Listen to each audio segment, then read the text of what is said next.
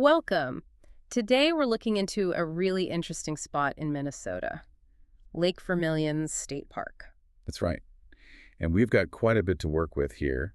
The official plans that kind of lay out what they want the park to be, Mm-hmm. studies about who actually visits Minnesota parks, some deep history of the area, and details on the nature side of things, too. Yeah, so our plan is to sort of unpack all of that and give you a real feel for the place. Maybe you haven't heard of it, or maybe you're just curious about how these public lands get shaped. We Right. want to explore what makes Lake Vermilion stand out. Exactly. It's about seeing the different layers, Mm. the ambitious goals, the landscape itself, which is pretty dramatic, the long history, who visits, and the careful planning that tries to weave it all together. Okay, let's get into it. So first off, this vision for Lake Vermilion State Park, it's actually managed together with the Sudan Underground Mine State Park, Yeah. right? Under one big plan. Right, that cooperative master plan is really the starting point. And it frames Lake Vermilion as what they're calling a next-generation park. The main idea seems to be getting more people into outdoor recreation, like actively trying to bring in new folks, different kinds of users. Next generation. That sounds like they're aiming for more than just, the usual hiking trails and picnic spots. Thinking about how people connect with nature differently now. I think so, yeah. And making it appealing to a wider range of people. The plan also sees it as a big year-round destination, Okay. kind of a hub. They actually use the phrase recreational wheel with many spokes in the documents. Hmm. So connecting visitors out to other nearby spots and towns. And it certainly has the size for that. The numbers we saw in the sources are pretty big. They really are. You're looking at over 4,000 acres of land in the park itself. Lots of room. But then there's the lake. Right, Lake Vermilion. 10 miles of shoreline within the park, plus 15 islands that the park owns. And those islands give you access to, well, over 39,000 acres of water on Lake Vermilion. Just massive potential there on land and water. 39,000 acres of water access. Wow. That really paints a picture. And it's a landscape carved out by some powerful stuff, geologically speaking. Oh, absolutely. The sources place it in the Laurentian Mixed Forest Province and the Northern Superior Uplands section. That tells you something about the ecology and the geology. It's that northern mix of forests on pre-ancient hard rock. So what does that actually look like if you're standing there? What's the terrain like? Think rutted, glacially scoured bedrock is the term they use. Hmm. Basically, glaciers scraped away the softer stuff, leaving hard rock surfaces. Okay. It's dotted with lakes, obviously. A thin soil over that bedrock in many places.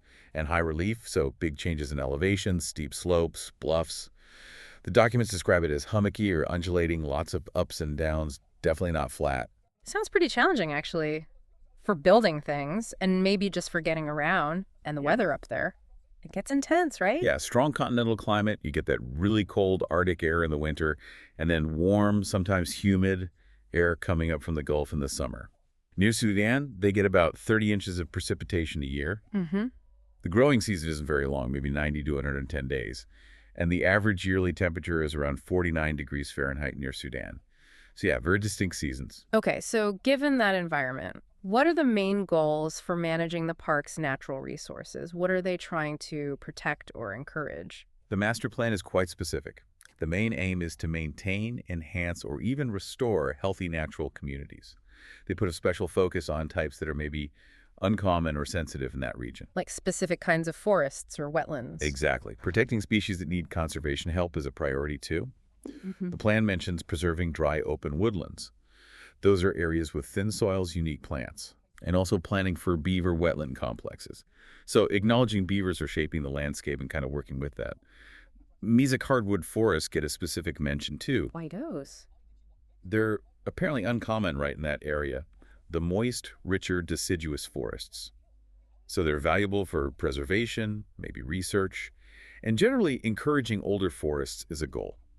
It was also noted that the developments planned under the environmental review were carefully placed to avoid the existing old-growth areas over at the Sudan Mine Park section. That's good to hear they're being that careful about sensitive spots. What about water resources besides the big lake itself? Well, Lake Vermilion is obviously key, especially noted as important fish habitat.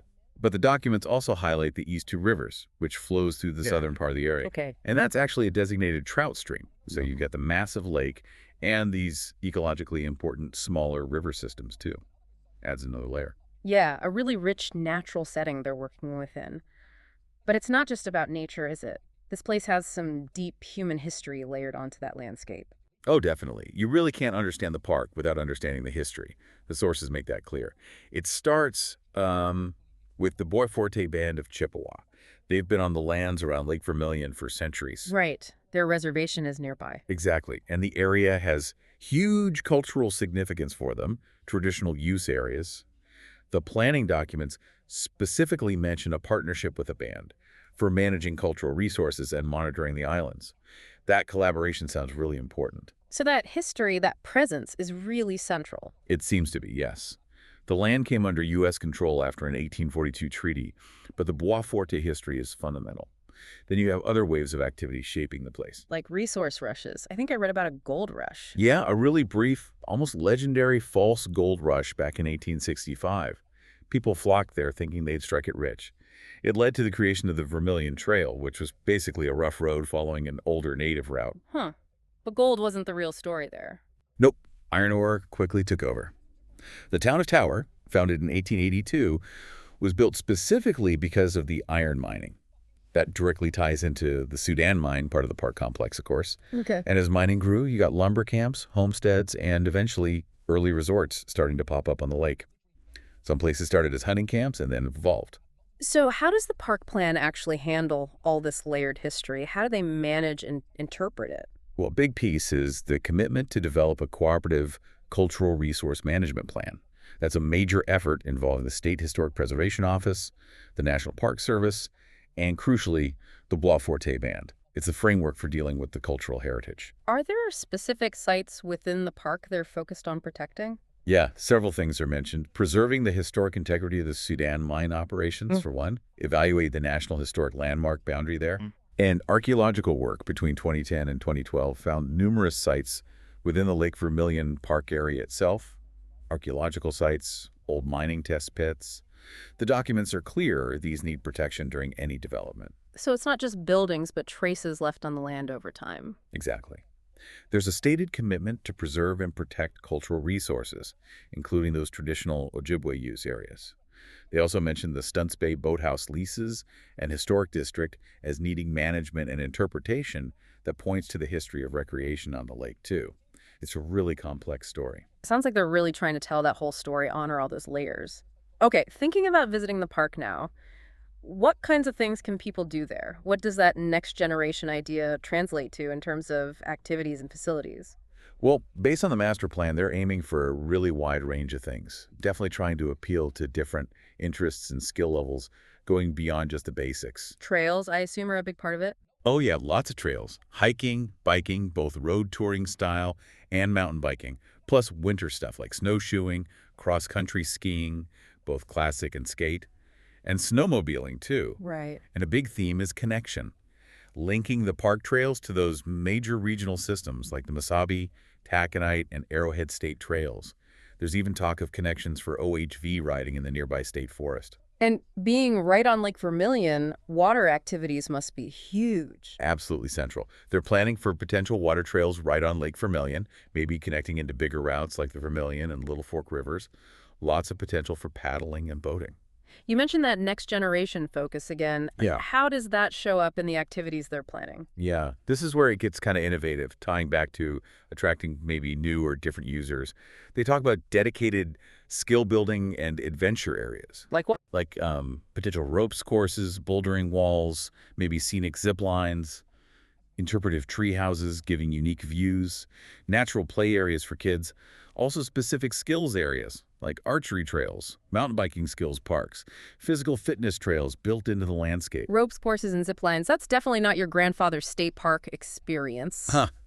No, it's part of that deliberate strategy, I think, to offer different things, maybe lower the barrier for trying outdoor activities. They're also discussing holding skill-building clinics. Oh, like classes. Yeah, instruction in things like archery, fishing, basic camping, paddling, snowshoeing, hiking, bird watching.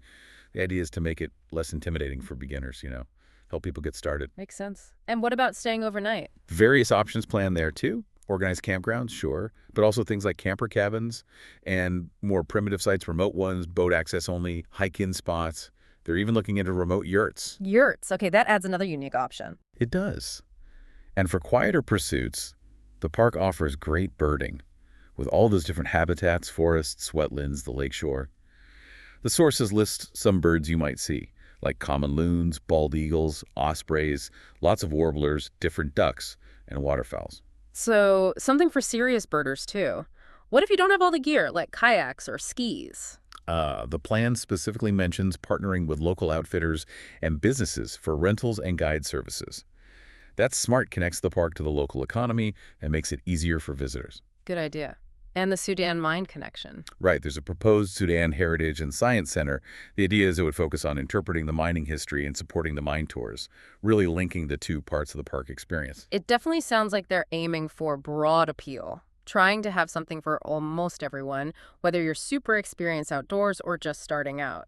Now, all this planning doesn't just happen in isolation. They're looking at who actually uses the parks, right? Exactly. That 2022 Minnesota State Park visitor study is a really important piece of the puzzle. They surveyed over 2,000 people, and that data helps guide decisions across the whole system, including a place like Lake Vermilion. So what does that study tell us big picture about Minnesota State Park visitors? Well, statewide, it's estimated there are about 11.9 million visitor days each year. That's a lot of people. And it has a big economic ripple effect. Visitors spend money, generating over $688 million a year in economic activity statewide. But $147 million of that comes from out-of-state visitors. Average spending is around $67 per person per day. Wow, that's a serious economic engine. What about the visitors themselves? Demographics? The study looked at age, education, income, and found some interesting patterns. For instance, almost half of the visitors who identified as BIPOC, Black, Indigenous, and people of color said they'd only been visiting state parks for 5 years or less. Okay. That compared to about a quarter of white visitors. So newer visitors seem to be more diverse. Older visitors and higher income visitors tended to have been visiting parks for longer. That's really interesting, especially with that next generation goal we talked about. What about trip planning?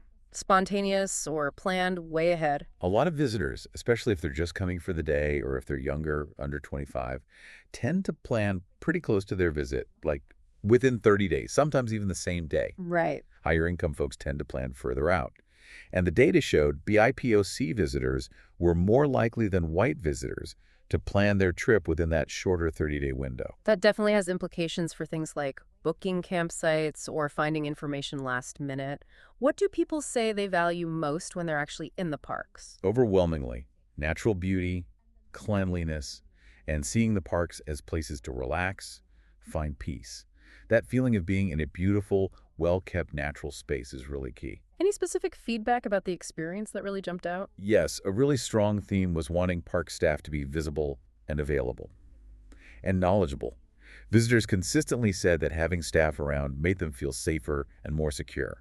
And this point about safety and security through staff presence was emphasized even more by BIPOC visitors compared to white visitors. Just having helpful people there makes a big difference. That human touch is clearly vital. Any other common requests? Yeah, more programming came up a lot, especially things for families or beginners like those how-to sessions we mentioned.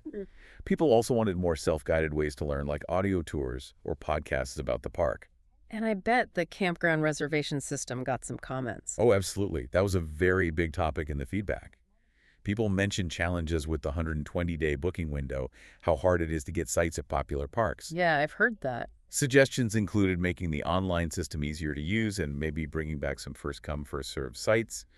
The feedback really highlighted how the current system can be tough for people who can't plan months ahead or have less flexibility. So yeah, understanding the visitors, who they are, how they plan, what they want, what frustrates them, that's got to be fundamental to developing and running the park effectively.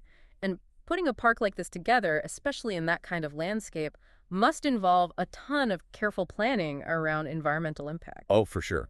It's a really involved process. You've got the master plan laying out the vision, but then there's the formal environmental review process mandated by the state. Often starts with something called an environmental assessment worksheet, or EAW. What are the biggest environmental hurdles when building things up there?